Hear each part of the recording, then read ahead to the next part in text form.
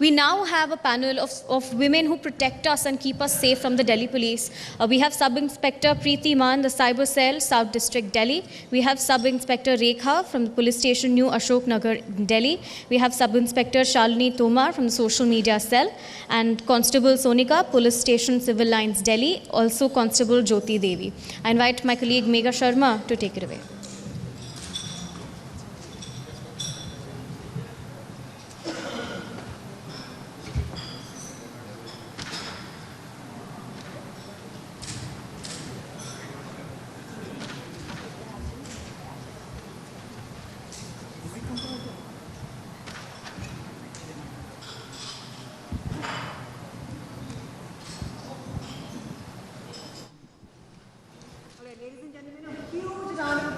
For the women of power, women of uniform, joining us right now on We Women Want Munch. It's a pleasure, it's a honor कि आप लोगों के साथ मेरी वार्तालाप होगी. कुछ जो हमें मिनट मिलेंगे, कुछ जो चंद मिनट मिलेंगे, आप अपने जॉब्स के बारे में हमें डिस्क्राइब करिए. कैसे आपने चैलेंजेस को फेस किया, आपने काफ़ी डिफ़िकल्ट पोस्टिंग्स, डेप्यूटेशंस ली हैं और क्यों ली हैं, कैसे आपका चाइल्डहुड रहा, आपके पेरेंट्स ने आपको किस तरह इनकरेज किया, ये सब हमारी जनता आज आपसे जानना चाहती है. मैं सबसे पहले शुरू करूंगी सब इंस्पेक्टर प्रीति मान से. प्रीति, आपने काफ़ी डिफ़िकल्ट केसेस, मैंने आपकी केस स्टडीज़ पढ़ी हैं, आपका बैकग्राउंड, आपकी प्रोफाइल पढ़ी है. आप साइबर सेल साउथ दिल्ली में काम करती हैं, आपकी डेप्यूटेशन वहाँ पे है. आपने काफ़ी केसेस प्रोस्टिट्यूशन के खिलाफ लिए हैं, गैंग रेप्स के खिलाफ लिए हैं, सेक्सुअल हैरेसमेंट विमेन की होती है उनके खिलाफ लिए हैं. पर सबसे इंटरेस्टिंग बात यह है कि क्योंकि आप साइबर सेल में हैं, आपको देश भर से ऐसे केसेस मिलते हैं, आपको इन्वेस्टिगेशन करनी पड़ती है, रेड्स करनी पड़ती हैं, और आपको जगह जगह हर नुक एंड क्रेनी, हर जगह भारत के रिमोट पार्ट्स में भी जाना पड़ता है इन लोगों को पकड़ने के लिए, इन लोगों को इन्वेस्टिगेशन करने के लिए. इसके बारे में कुछ बताइए. First of all, thank you so much. I have been invited here and I have been honored here. So thank you so much. I have joined Delhi Police Service in 2014. First of all, I would like to tell something about me. Actually, starting में मैं crazy तो नहीं थी Delhi police job को join करने के लिए. मैंने BLED किया है दिल्ली यूनिवर्सिटी से. So I am from teaching field.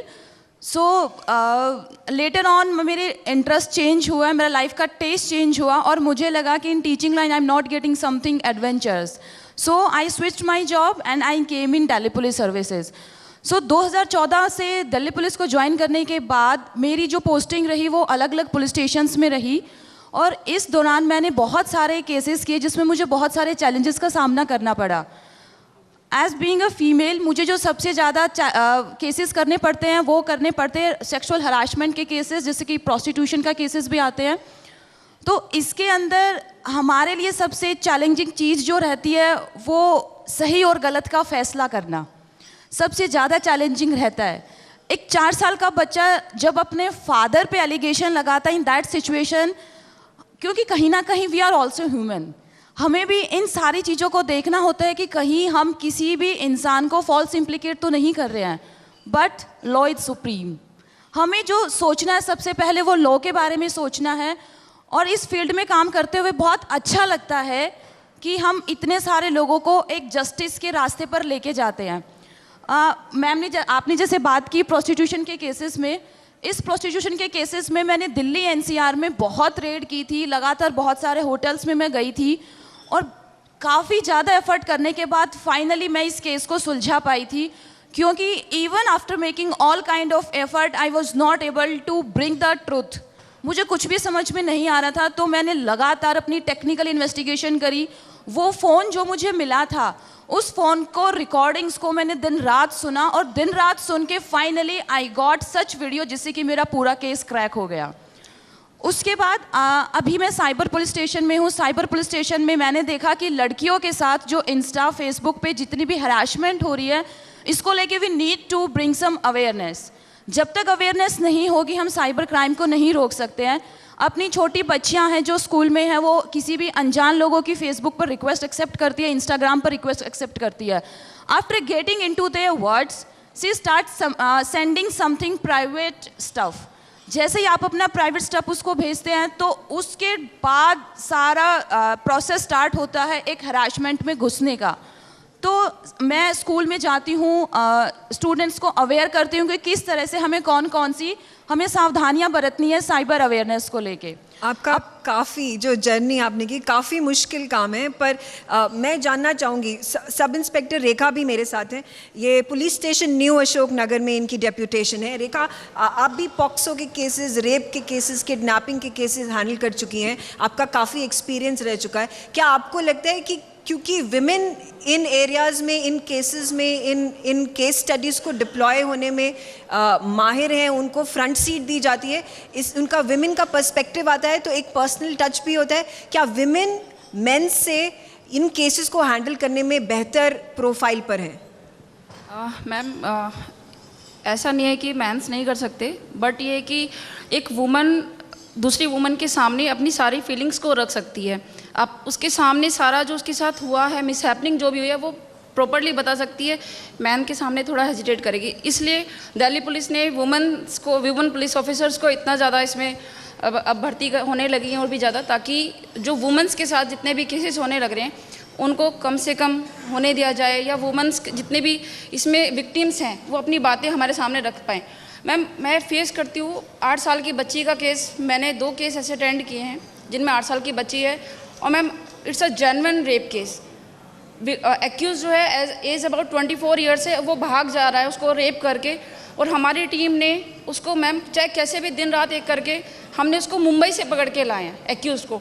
तो मन को इतनी शांति मिलती है कि एक बच्चा है वो कुछ नहीं जानता अभी कि ये क्या है, मतलब व्हाट इज़ रेप, बच्चे को कुछ नहीं पता, लेकिन वो मतलब मैं उस इंसान की सोच को क्या बताऊं, उसने शर्मसार कर दिया सबको कि एक बच्चे तक को भी उसने नहीं छोड़ा है।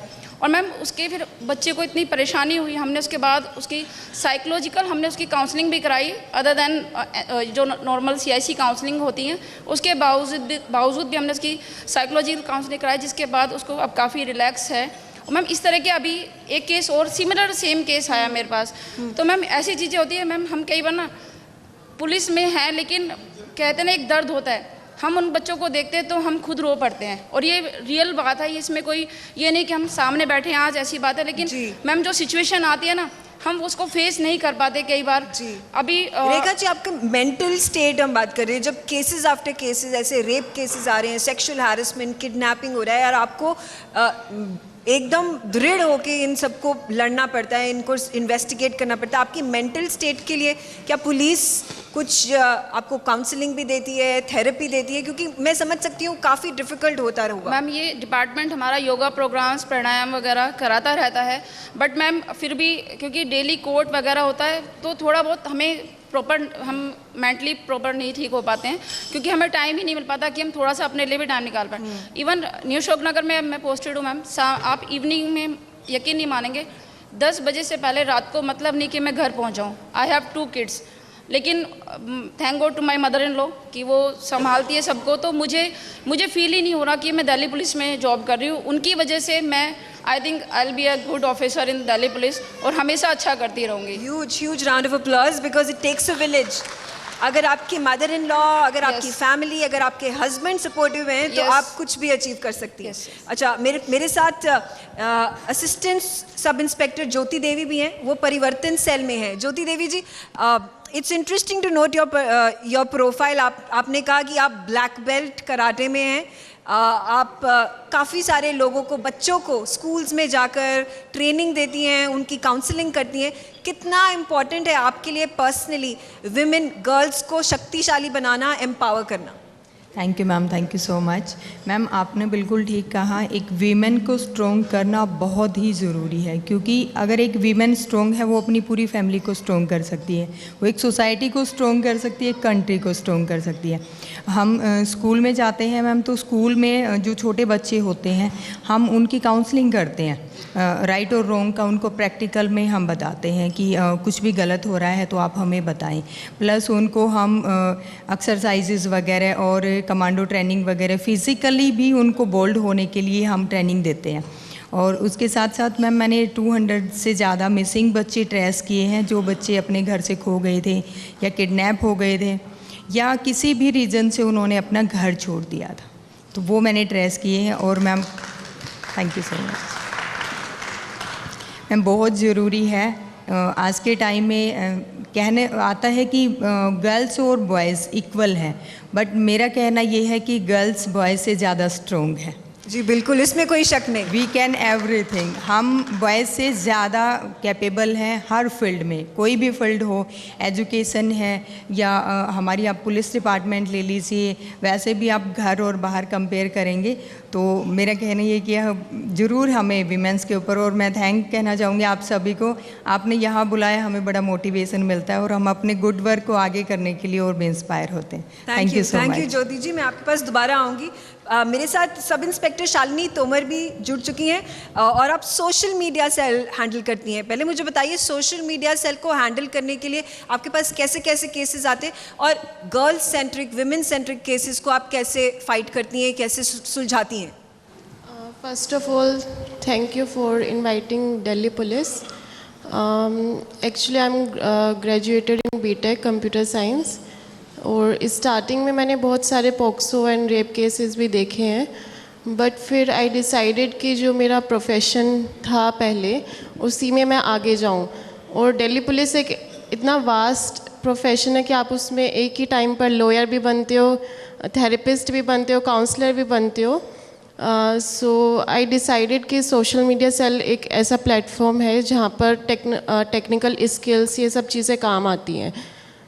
एक सोशल मीडिया पर एक केस हुआ था जिसमें एक लड़की के साथ जोरबाग मेट्रो स्टेशन पर हरासमेंट हुई थी, एंड वो लड़की इतना डरी हुई थी कि उसने इवन पुलिस स्टेशन भी अप्रोच नहीं किया था। तो उस टाइम पे उसने अपनी पूरी स्टोरी सोशल मीडिया प्लेटफॉर्म के थ्रू सब कुछ बताया। देन हमने उनको अप्रोच किया, उन्होंने हमें अपनी सारी डिटेल्स मैसेज की, एंड फिर हमने उस मैटर को एक्सकेलेट किया कंसर्न अथॉरिटीज़ को, एंड जो एक्यूज़ है उसको भी पकड़ा। मुझे लगता है कि आज के टाइम पे सोशल मीडिया का ही एज है।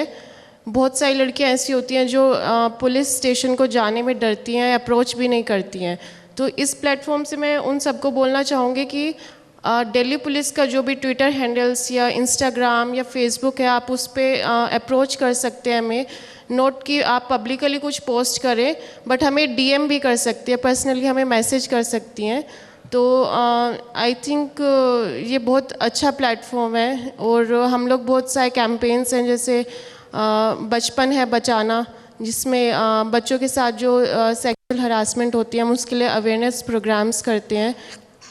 और जो नोट कि सिर्फ बच्चों के साथ या वुमेन के साथ जो हो रहा है, इवन हम जो साइबर प्रोग्राम्स हैं, जो साइबर क्राइम होते हैं, उसका भी हम कैंपेन्स टाइम टू टाइम चलाते रहते हैं। और मतलब आई थिंक सोशल मीडिया बहुत अच्छा प्लेटफॉर्म है अवेयरनेस के लिए इन सब चीज़ों में। अब तो ज़माना ही सोशल मीडिया का है। सोशल मीडिया क्राइम्स हमने देखे हैं और आप जिसमें पहल ले रही हैं, काफ़ी सारी कैंपेन्स कर रही हैं, बहुत ही हिम्मत का काम है। बहुत आपकी the responsibility on your shoulders is manifold and congratulations for that. You know I have right now with me also constable Sonika. आप पुलिस स्टेशन सिविल लाइंस में काम करती हैं। सोनिका, अपने काम के बारे में बताइए। और आप काफ़ी निडर, काफ़ी बहादुर एक सिपाही हैं, क्योंकि हम कहते हैं आपने खुद अपनी पोस्टिंग एक काफ़ी चैलेंजिंग जगह में ली, मजनू का टीला में। उसके बारे में कुछ बताइए। थैंक यू मैम मुझे यहाँ बुलाने के लिए। और सबसे बड़ा थैंक मैम दिल्ली पुलिस को, क्योंकि अभी आपने मैम ने भी बताया, मैम के 2 बच्चे हैं, हमें रात को 10 बज जाते हैं और हम कई बार अपने बच्चों से अलग होते हैं। मैम सबसे बड़ा थैंकफुल मतलब मैं दिल्ली पुलिस के लिए हूँ, क्योंकि क्रैच होते हैं, बट क्रैच के जो टाइमिंग्स होते हैं वो डे टाइमिंग्स होते हैं, लेट नाइट क्रैच नहीं खुलते और हमारी ड्यूटी कोई फिक्स टाइमिंग की नहीं है। दिल्ली पुलिस ने मैम, दिल्ली पुलिस की तरफ से अपनी फीमेल मेल कोई भी सबके लिए क्रैच ओपन किए हमारे बच्चों के लिए, जिसके बाद अगर हम अपने बच्चों को वहाँ छोड़ देते हैं तो वहाँ की कोई टाइम लिमिट नहीं है। जैसे 7 बज गए, क्रैच वाले कॉल करते हैं, मैडम आओ अपना बच्चा लो, वहाँ ऐसा कुछ नहीं है। अगर मेरी ड्यूटी पे मुझे रात का 1 बजेगा तो मेरे बच्चे को सारी फैसिलिटीज़ दिल्ली पुलिस रात के 1 बजे तक प्रोवाइड कराती है। इसलिए मैं फ्री हूँ, मैं फ्री फील करती हूँ कि हाँ चलो कोई बात नहीं, वो खा भी रहा है, वो पी भी रहा है, वो सो भी रहा है, सेफ एंड काफ़ी सुरक्षित हाथों में है। इस तरीके से मुझे ड्यूटी करने के लिए एक बड़ा और खुला माहौल मिल पाया। मैम 8 मार्च को हमारा वुमेंस डे होता है और 2022 में नॉर्थ डिस्ट्रिक्ट में वुमेंस डे सेलिब्रेशन था, तो हमारे नॉर्थ डिस्ट्रिक्ट के डीसीपी सर ने सारी वुमेंस बुला रखे थे पूरे डिस्ट्रिक्ट के, तो उन्होंने ये पूछा था कि फील्ड में जाके कौन कौन काम करना चाहता है। तो मुझे लगा कि हाँ ठीक है, जब सब पूछ रहे हैं तो हाथ उठा देते हैं। तो मेरी उम्मीद थी कि हम 5-7 लोग होंगे। मैम वो कुछ ऐसा हुआ, मैं अकेली हुई उसमें।